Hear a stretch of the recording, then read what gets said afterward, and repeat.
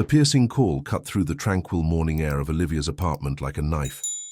Her African grey parrot Percy was unusually agitated, wings flapping frantically against the bars of his spacious cage. "What's wrong, buddy?"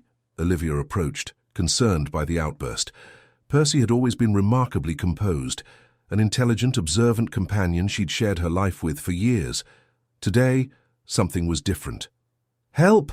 Help!" Percy screeched, his voice clear and urgent. He bobbed his head repeatedly toward the hallway, eyes fixed on something Olivia couldn't see. Olivia froze. In all their time together, she had never taught Percy those words. The parrot's distress escalated as he continued screeching, "Help! Natalie! Help!" A chill crept down Olivia's spine. Natalie, her daughter, was sleeping in her bedroom down the hall. The summer morning had been peaceful until now, with sunlight streaming through half-drawn curtains and the promise of a lazy Sunday ahead. Trusting Percy's unusual behavior, Olivia rushed to Natalie's room. The door was slightly ajar, and she pushed it open to find her daughter lying unnaturally still in bed. Natalie's lips had taken on a faint bluish tint, and her chest barely moved with shallow breaths. "Natalie!" Olivia cried out, rushing to her side. The young woman didn't respond.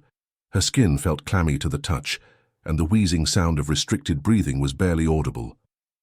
Without hesitation, Olivia called emergency services while checking Natalie's airways and positioning her properly. "My daughter can't breathe. Please hurry," she explained frantically to the dispatcher, following instructions until help arrived. The paramedics arrived within minutes, rushing in with practiced efficiency. As they stabilized Natalie and prepared to transport her, one of them turned to Olivia.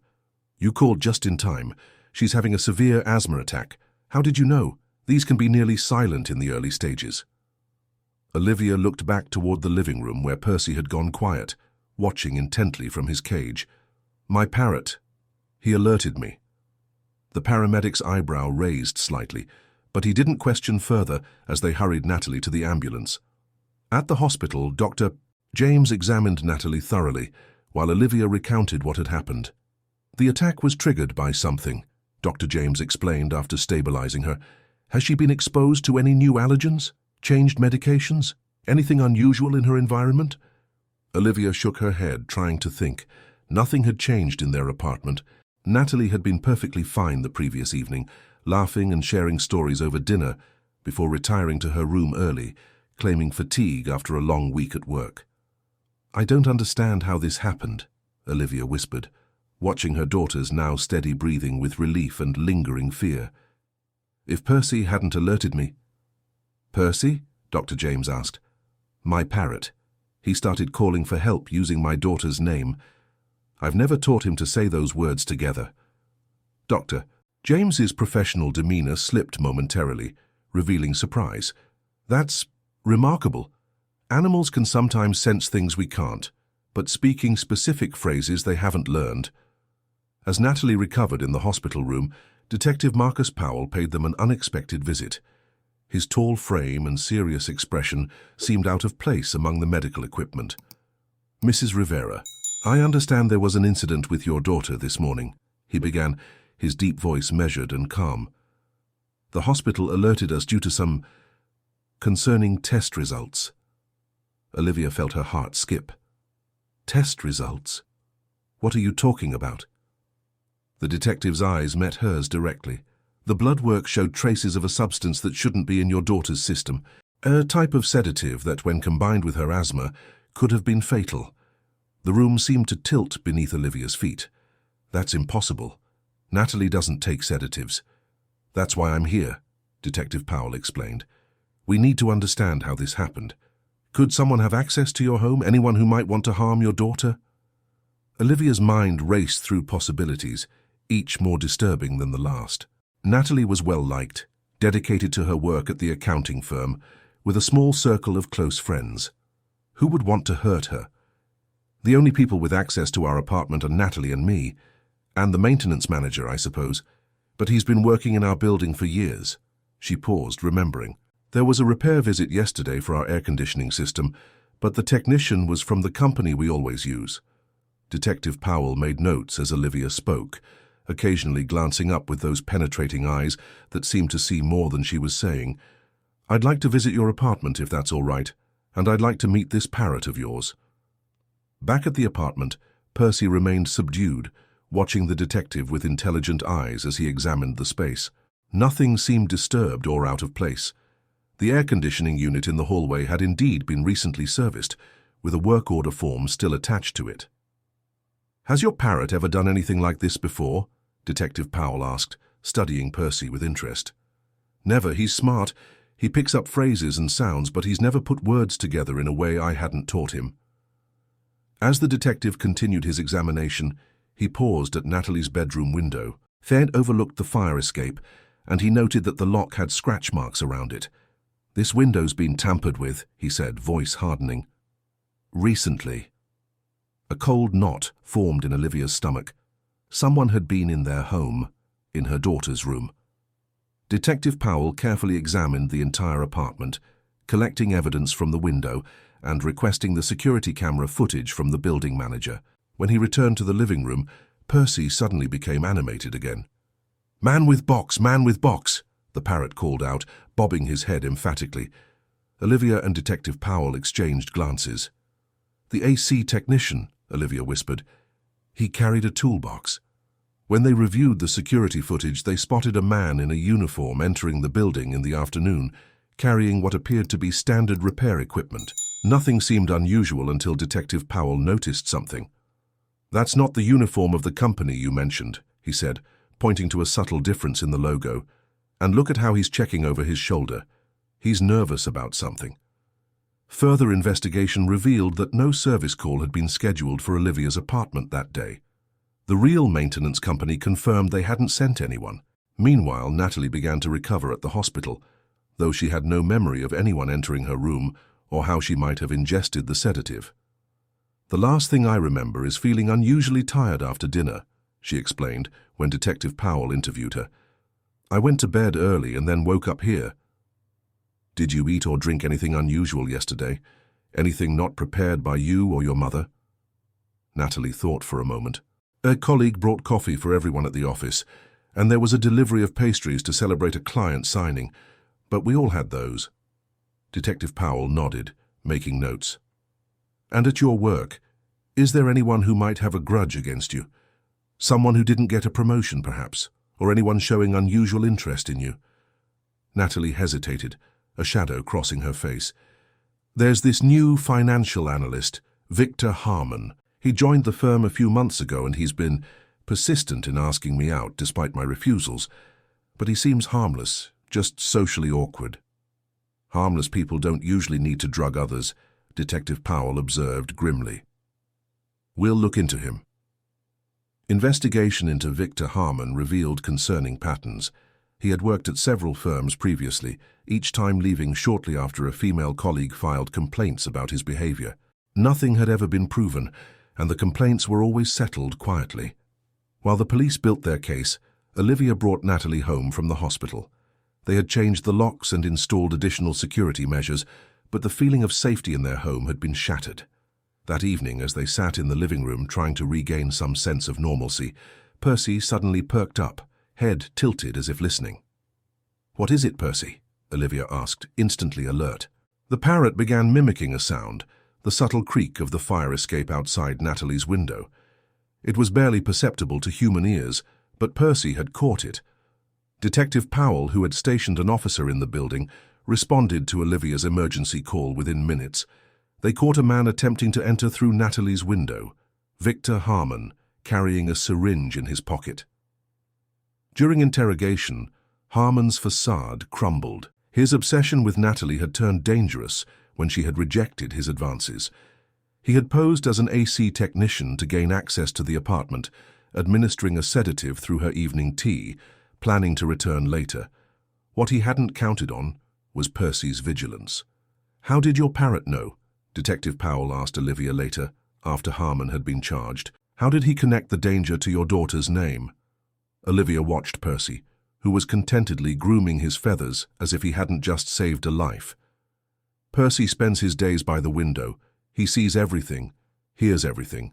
He knows Natalie's name, and he must have heard her in distress when the sedative started affecting her breathing.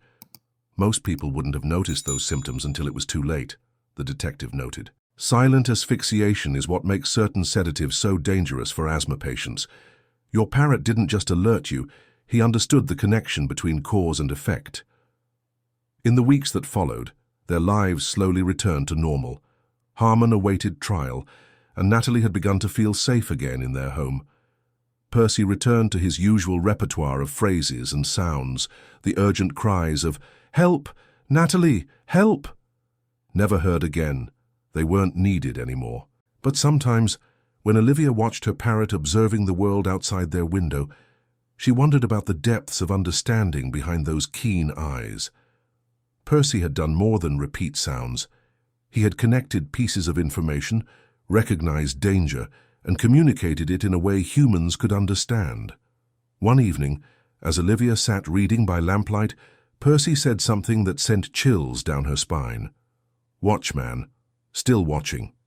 She looked up sharply. "What did you say, Percy?" The parrot tilted his head, dark eyes reflecting the lamplight. "Man watching, not alone." Olivia moved to the window, carefully peering out without drawing attention.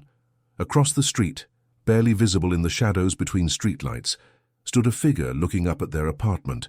When a car passed, its headlights briefly illuminated the scene, revealing not one person, but two, a man and a woman, both staring intently at her building. With trembling hands, Olivia reached for her phone to call Detective Powell. Percy's warning echoed in her mind. Not alone. The danger wasn't over. In fact, it seemed it had only just begun. Detective Powell arrived within 20 minutes of Olivia's call, his car pulling up silently, lights off to avoid alerting the watchers. By then, the mysterious pair had vanished, leaving only questions in their wake. "Describe them again," he asked, notepad ready as they sat in Olivia's dimly lit kitchen. They had drawn the curtains throughout the apartment, creating a false sense of security that did little to calm Olivia's racing heart. A man and a woman. The man was tall with broad shoulders. The woman was shorter, slim. They were too far away to make out features. Olivia wrapped her hands around a mug of tea that had long gone cold. Percy saw them first. As if hearing his name, the parrot let out a soft whistle from his perch in the living room, where Natalie sat keeping watch through a narrow gap in the curtains. "Your parrot continues to surprise me," Powell remarked, his pen tapping thoughtfully against the notepad. "First alerting you to your daughter's condition, now this." "Could they be connected to Victor?" Olivia asked, her voice barely above a whisper. "Someone working with him?" Powell's expression remained carefully neutral, but Olivia caught the slight tightening around his eyes. "It's possible. Harmon's been in custody for almost 2 weeks now, but he's refused to speak except to his lawyer. We found some concerning materials in his apartment, though." "What kind of materials?" Natalie asked, joining them in the kitchen, her arms wrapped protectively around herself. "Photographs, financial documents." Powell hesitated. "Records of several women he's been monitoring. You weren't the first, but your case is the only one where he escalated to physical action." "That we know of," Natalie added grimly. "Precisely, which is why we're looking deeper into his background and connections." Powell closed his notepad. "In the meantime, I'm going to have a patrol car drive by regularly tonight. Tomorrow we'll install temporary surveillance on your building." After the detective left, neither woman felt much like sleeping. They sat together in the living room, Percy now quiet but alert, his head swiveling occasionally toward the windows despite the drawn curtains. "I never thought I'd be grateful that Mom talked me into moving back home after college," Natalie murmured, attempting a smile that didn't quite reach her eyes. "Imagine if I'd been living alone when this happened." Olivia reached for her daughter's hand. "Let's not think about that. You're here. You're safe." "Thanks to Percy." Natalie looked at the parrot with newfound respect. "How do you think he knew? About the sedative, about those people watching us?" Olivia shook her head. "I've always known he was intelligent, but this—" She watched as Percy preened his feathers, appearing for all the world like an ordinary pet rather than the extraordinarily perceptive creature he'd proven to be. "Dr. James said animals sometimes sense things we can't. Maybe there's more to Percy's awareness than we've given him credit for." The night passed without incident, though neither woman slept well. Morning brought a grey drizzle that matched their mood, along with the promised surveillance team that Detective Powell had arranged. As Olivia prepared breakfast, her phone rang, an unfamiliar number. "Mrs. Rivera, this is Bernard Klein from Evergreen Financial Group. I'm calling about some irregularities in your daughter's accounts that we've detected." Olivia's hand tightened on the phone. "What kind of irregularities?" "There have been several attempts to access Ms. Rivera's investment portfolio using her credentials, but from an unusual location. Our security system flagged it. Is your daughter available to verify some information?" "One moment." Olivia covered the phone, a sense of unease growing. "Natalie, it's someone from Evergreen Financial about your accounts." Natalie frowned, taking the phone. "This is Natalie Rivera." She listened, her expression turning from confusion to alarm. "I haven't tried to access those accounts recently, and I'm certainly not in Westlake right now. Yes, please lock everything down immediately." After ending the call, she turned to her mother, face pale. "Someone's trying to get into my investment accounts. They had all my information, account numbers, passwords, personal details." "Call Detective Powell," Olivia said immediately. Within the hour, Powell was back in their apartment, his usual composed demeanor now edged with tension. "Westlake is where Harmon lived before moving here. This suggests someone connected to him is continuing his work. Did you use your work computer to access these accounts?" Natalie nodded slowly. "Sometimes during lunch breaks, but our systems are supposed to be secure." "In theory," Powell agreed. "I want to bring in a cybersecurity specialist to check the firm's network. If Harmon had access, he might have installed something to capture your keystrokes." As they discussed next steps, Percy suddenly fluttered his wings, making an odd clicking sound, followed by a phrase that made them all freeze. "Find folder. Blue folder." "What did he say?" Powell asked, turning to the bird. Percy repeated it clearly. "Find folder. Blue folder." Olivia and Natalie exchanged bewildered looks. "I don't know what he means," Olivia admitted. "Blue folder?" Natalie repeated thoughtfully. "Wait. There was a blue presentation folder on Victor's desk last week. He closed it quickly when I walked by." Powell was already on his phone, calling the station. "I need someone to check Harmon's office again. Look for a blue folder, possibly hidden." He turned back to them. "Your Parrot continues to amaze me, Mrs. Rivera, though I'm curious how he would know about a folder in Harmon's office." Olivia had been wondering the same thing. The more Percy revealed, the more mysterious his knowledge became. How could he know about something at Natalie's workplace? Unless... "Percy spends hours by the window," she said slowly. "Natalie often calls me during her lunch break, sometimes using video. Could Percy have seen or heard something during those calls?" "Perhaps," Powell conceded, though he didn't sound entirely convinced. Birds do have exceptional vision and hearing. Later that afternoon, Powell called with news. "We found the folder, hidden beneath a false bottom in Harmon's desk drawer. It contained detailed personal and financial information about multiple women, including Natalie. But there was something else. Correspondence with someone named L. Discussing what they called the project." "What kind of project?" Olivia asked, dread pooling in her stomach. "That's what we're trying to determine. The messages are vague, but suggest a coordinated effort targeting specific women. Natalie appears to be the most recent. There's mention of testing the procedure on her." Natalie went pale. "The sedative?" "Possibly. We're analyzing all of Harmon's communications now. In the meantime, I've arranged for a safe house. I don't think your apartment is secure enough, especially with unknown accomplices still at large." Olivia's mind raced. Leaving their home meant uncertainty, disruption, but staying courted danger. "What about Percy? We can't leave him behind." Powell hesitated. "Bringing a bird to a safe house isn't standard procedure, but given his unusual involvement in this case, I think we can make an exception. Pack light. An officer will pick you up in an hour." The safe house was a modest bungalow on the outskirts of town, surrounded by tall hedges and equipped with state-of-the-art security systems. A female officer named Eleanor was assigned to stay with them, her calm presence a reassuring anchor in their increasingly turbulent lives.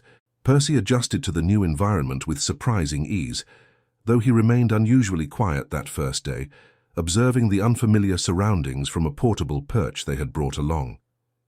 "He's processing," Olivia explained to Elena, who watched the bird with undisguised curiosity. "Percy takes time to adjust before he starts vocalizing in a new place."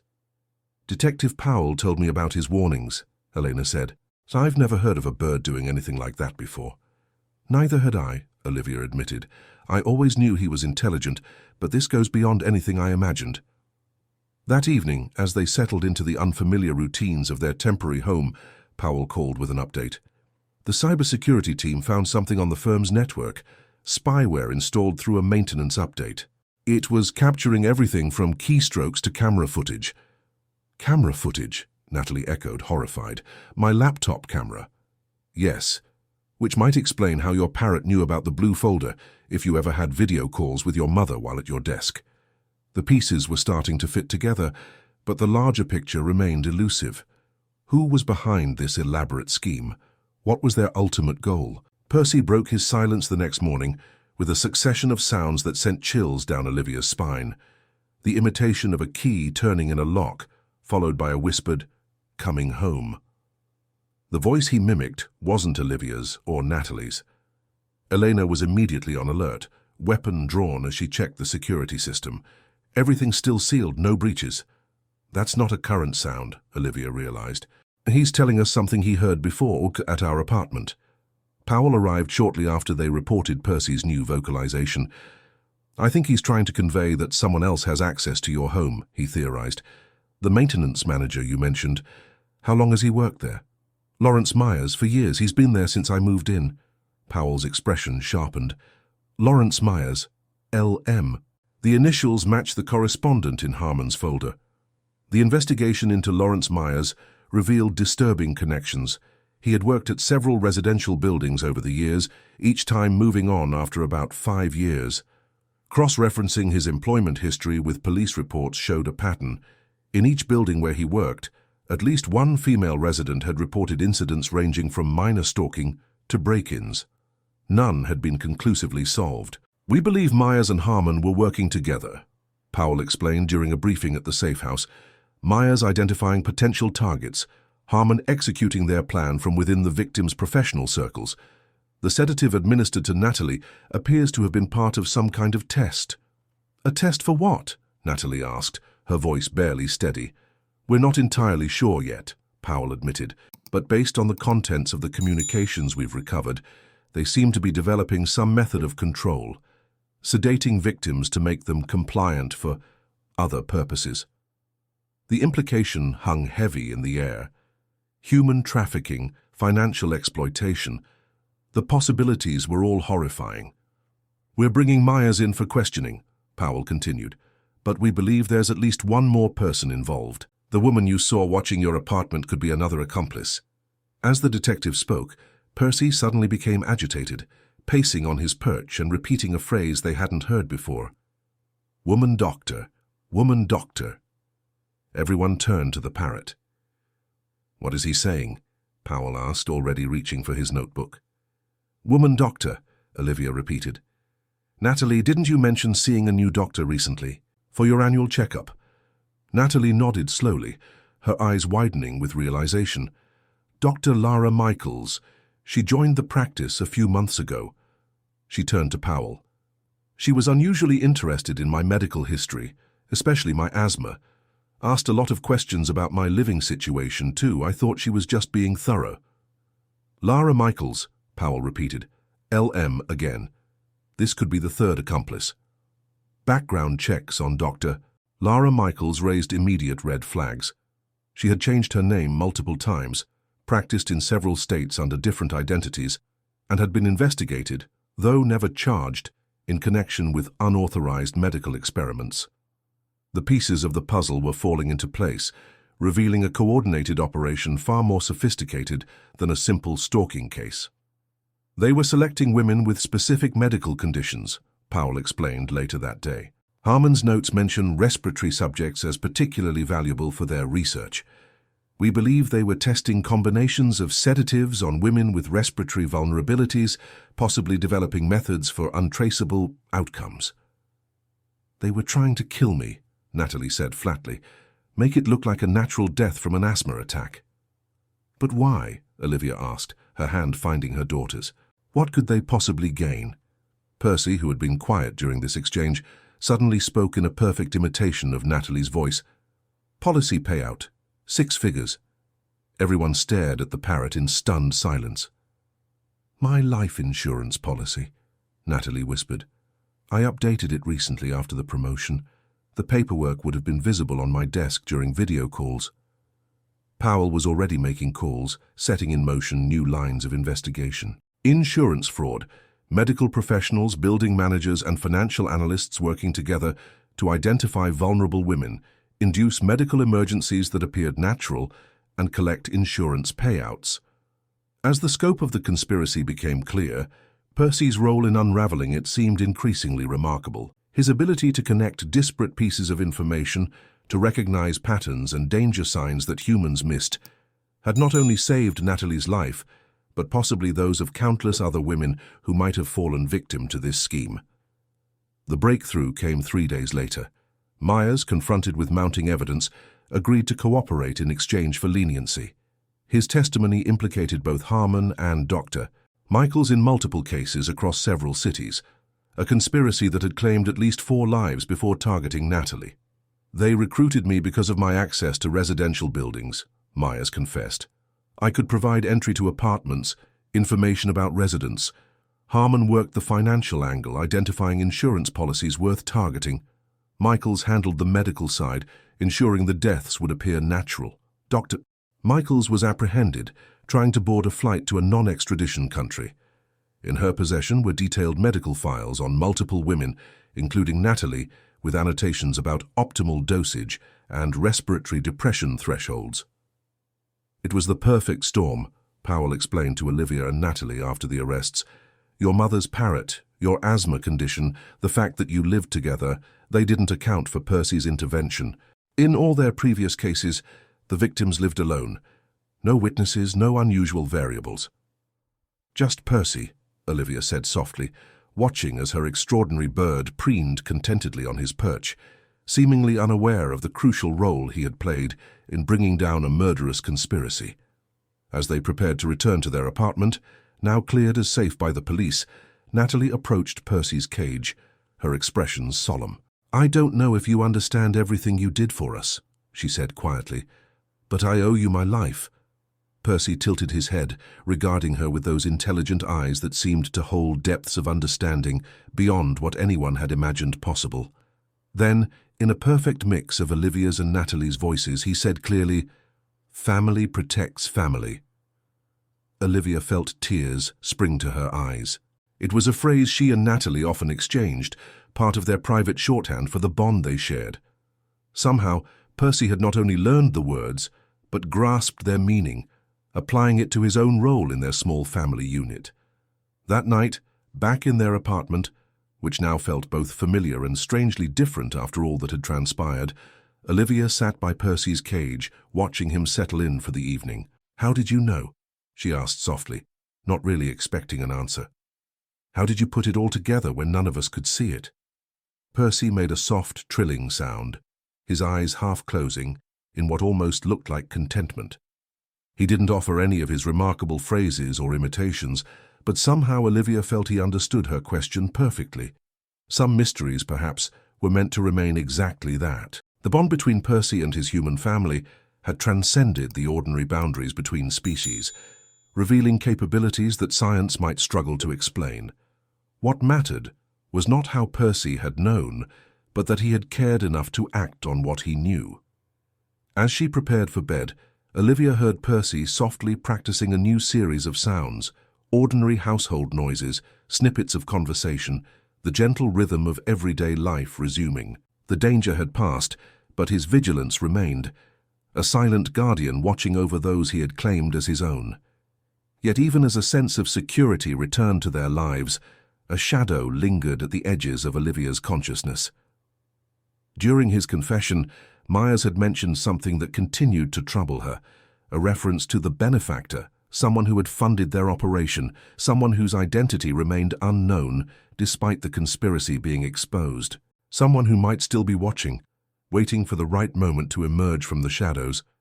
As if sensing her unease, Percy made a sound she'd never heard before, a low, warning rumble that raised the hair on the back of her neck. When she looked at him questioningly, he simply repeated, "Not over, not alone." The mystery, it seemed, had only begun to unravel. 2 weeks after returning to their apartment, life had begun to assume a fragile normalcy. Natalie returned to work, though at a different firm. The memory of Harmon's betrayal had made it impossible to feel comfortable in her former office.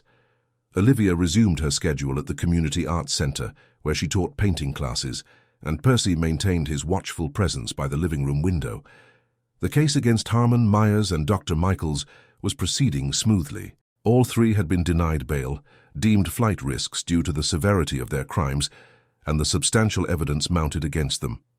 Detective Powell kept Olivia and Natalie informed of developments, his initial professional distance having evolved into something closer to friendship.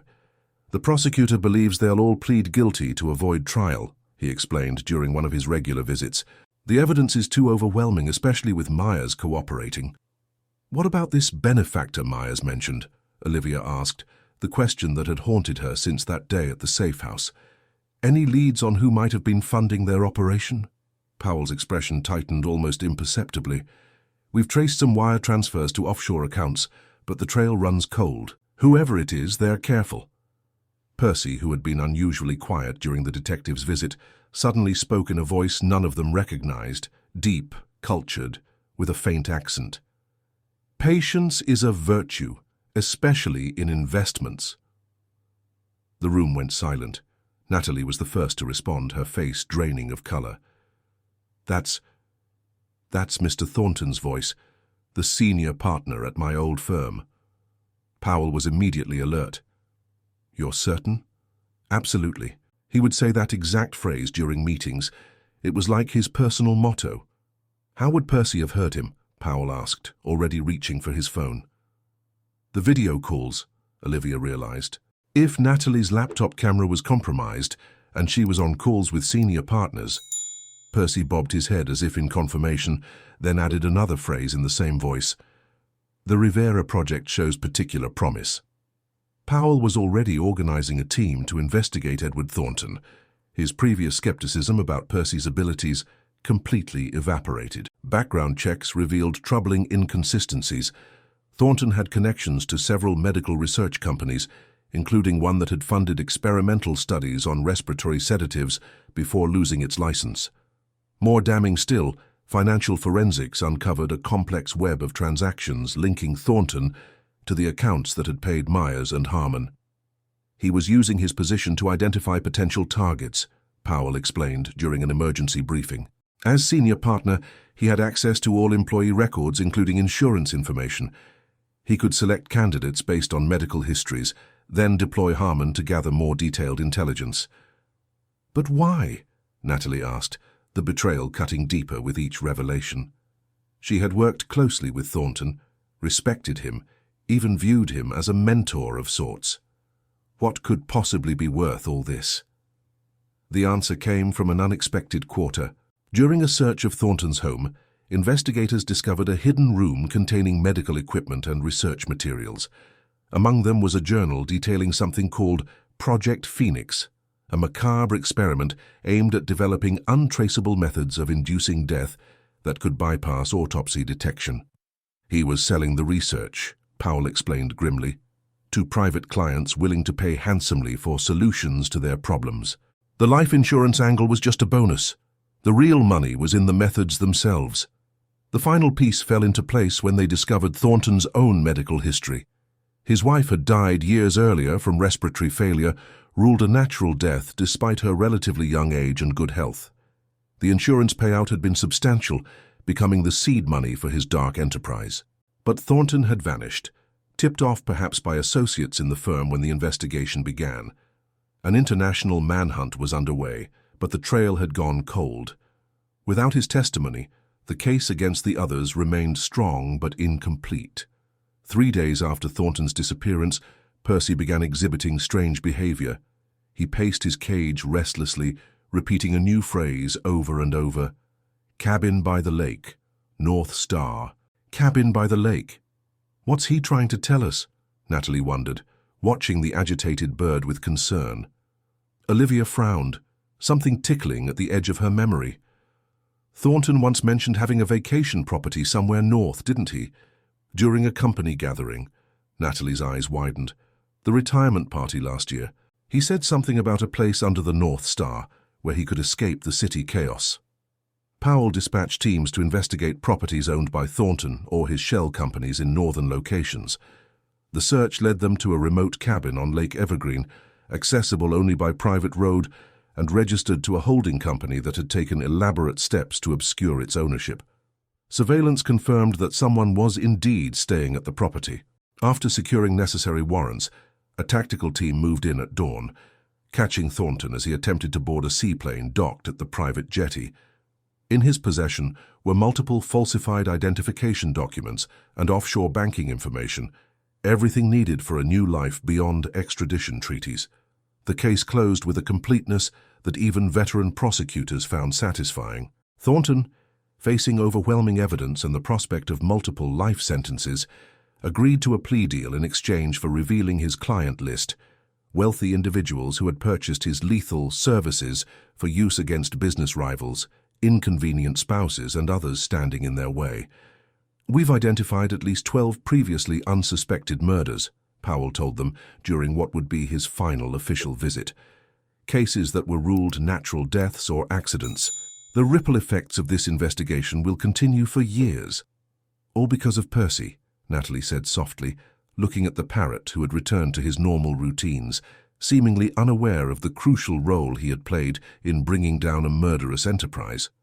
Yes, Powell agreed, his usual professional reserve softening as he regarded the bird. In all my years of police work, I've never seen anything quite like it.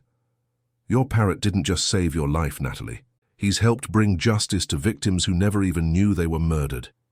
After the detective left, Olivia sat beside Percy's cage, the gratitude she felt too profound for words.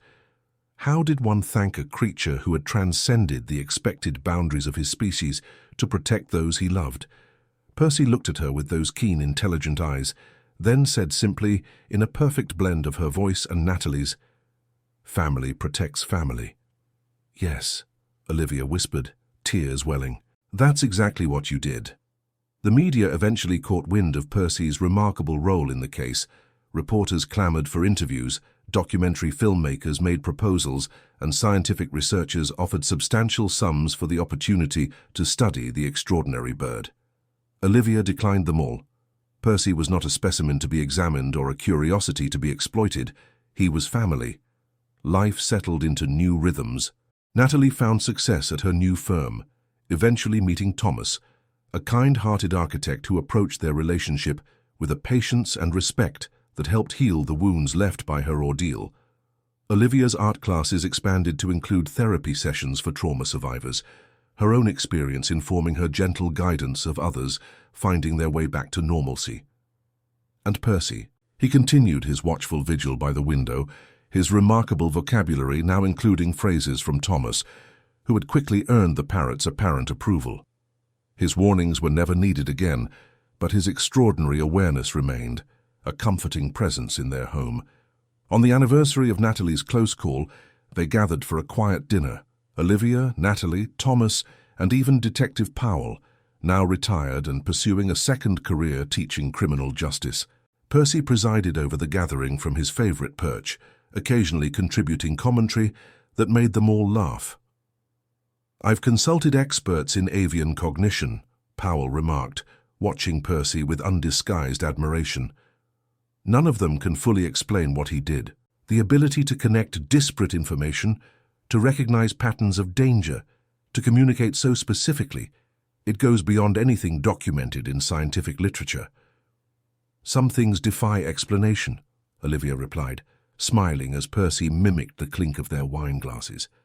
"I've stopped trying to understand how he knew. I'm just grateful that he did."